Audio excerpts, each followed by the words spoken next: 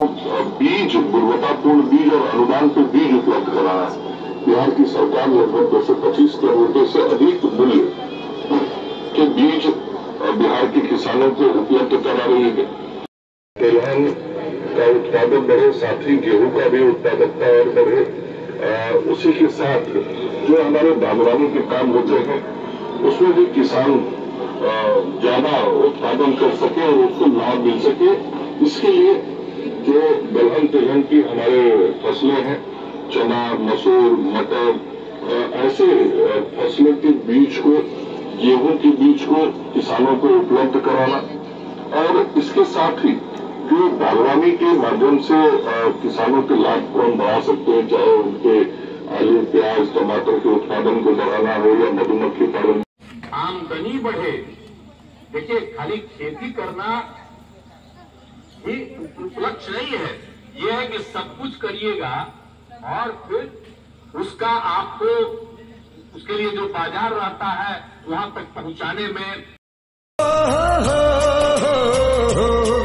मेरे देश में मेहमानों को भगवान कहा जाता है, वो यहीं का हो जाता है जो कहीं से भी आता है।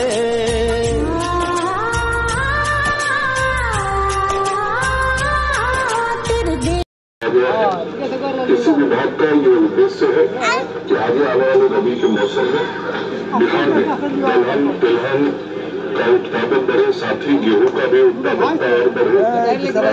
फूलों की खेती, राई, सरसों के साथ मशरूम उत्पादन एवं मधुमक्खी पालन को बढ़ावा देने के लिए सहायता राशि दी जा रही है। लेमन के खेती से फायदा है कि इसका जो तेल है, तेल कॉस्टली मतलब बहुत ज्यादा अधिक दाम में बिकती है और इसका बचाव जंगली जानवर से भी बचाव रहता है। जंगली जानवर या घर का पालतू जानवर ये सब नहीं खाते हैं। इसका स्लिप मुझे उपलब्ध करवाई गई थी। आप गेहूं का भी उत्पादकता और बढ़े। उसी के साथ जो हमारे बागवानी के काम होते हैं उसमें भी किसान ज्यादा उत्पादन कर सके और उसको लाभ मिल सके।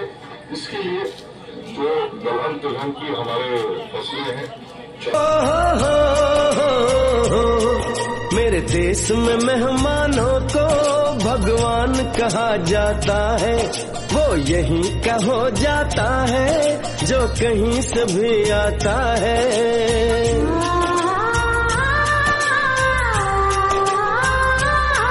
तेरे देश को मैंने देखा, तेरे देश बीज, गुणवत्तापूर्ण बीज और अनुदान से है कि आगे आने वाले रबी के मौसम में बिहार में दलहन तिलहन का उत्पादन बढ़े, साथ ही गेहूं का भी उत्पादकता और बढ़े। मेरे देश में मेहमानों को भगवान कहा जाता है, वो यहीं का हो जाता है जो कहीं से भी आता है।